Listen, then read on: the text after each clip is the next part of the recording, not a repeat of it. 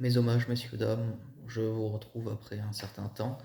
Aujourd'hui, je voulais vous parler de purges qui ont lieu aux États-Unis et en Chine dans le haut commandement militaire et aussi de la guerre en Iran, évidemment, et ce que ça augure. Donc, je vais vous commencer par ceci.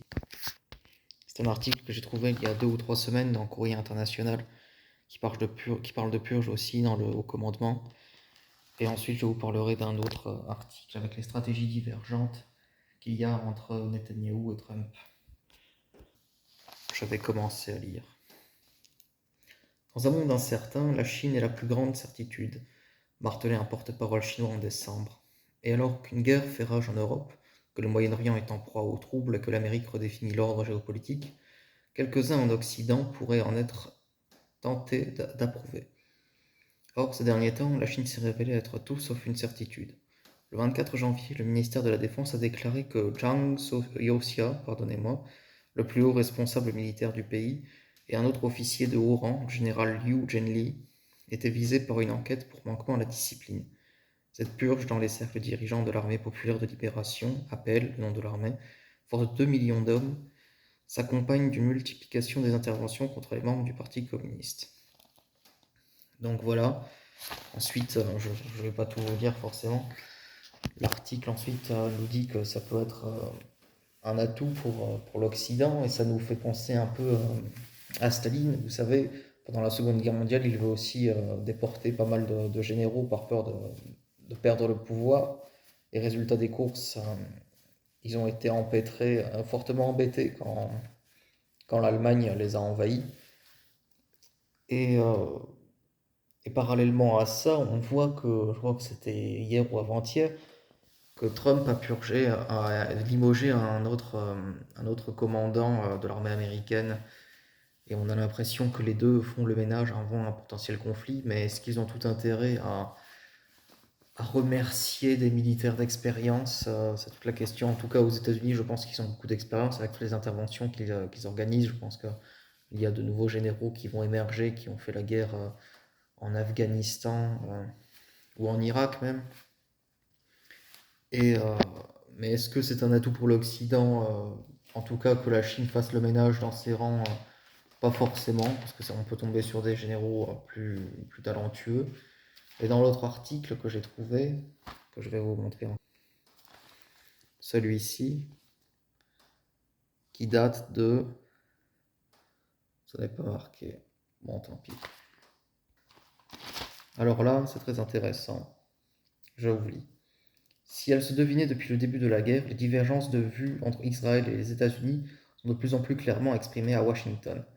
Les objectifs qu'a énoncé le président Trump sont différents des buts énoncés par le gouvernement israélien, a déclaré sans embâche la directrice du renseignement national, Tulsi Gabbard, dans une audition au Congrès le 19 mars.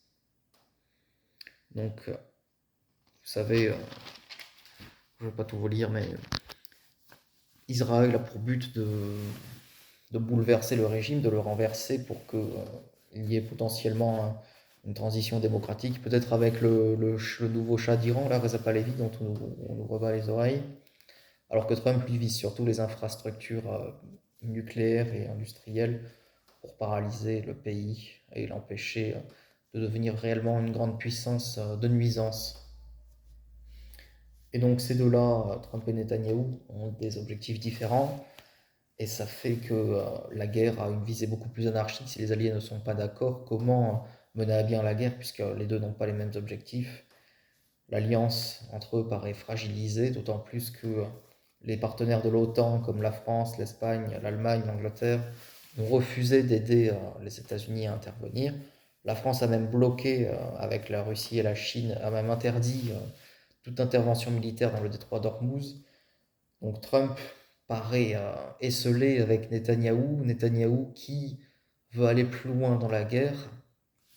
Certains se demandent si en fait Epstein, l'affaire Epstein a des répercussions sur Trump parce que Israël aurait prétendument des informations sur Trump concernant cette affaire Epstein. Et certains appellent cela la guerre d'Epstein, mais je ne suis pas sûr que ça aille plus loin. Peut-être qu'il y a eu une affaire de chantage, hein, mais est-ce que c'est dans ce registre-là? C'est une affaire assez complexe, mais non, je crois qu'en fait, Trump est surtout tenu par les évangélistes qui sont de fervents soutiens à Israël, qui perçoivent comme vraiment la Terre Sainte, la protectrice contre le satanisme et tout ça.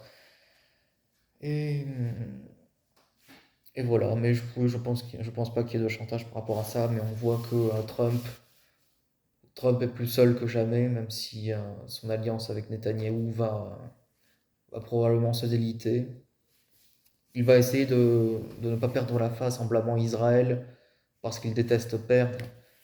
Mais là, au vu de la situation, je pense qu'il faudrait vraiment qu'il se ressaisisse parce qu'avec les midterms qui arrivent, donc les élections de mi-mandat, il va y avoir peut-être une ascension des démocrates, à moins qu'ils ne fassent une campagne catastrophique.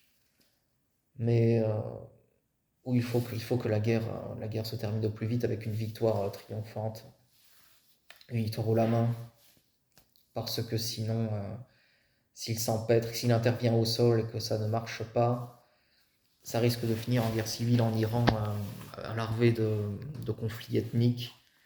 Et là, on va avoir le pire de l'humanité et les États-Unis seront perçus comme les responsables. Donc ça va souiller la postérité de Trump et la réputation des États-Unis, puisque bon, ils ont la réputation à raison d'être interventionnistes et de faire s'effondrer des régimes qui, quoique moralement réprochables, hein, sont des vecteurs de stabilité dans leur pays. Sinon, il y aura tout un tas de conflits ethniques, surtout en Iran, où il y a tout un tas de peuples comme les Azéris, les Perses, un peu d'Arabes, des Ouzbeks aussi, je crois.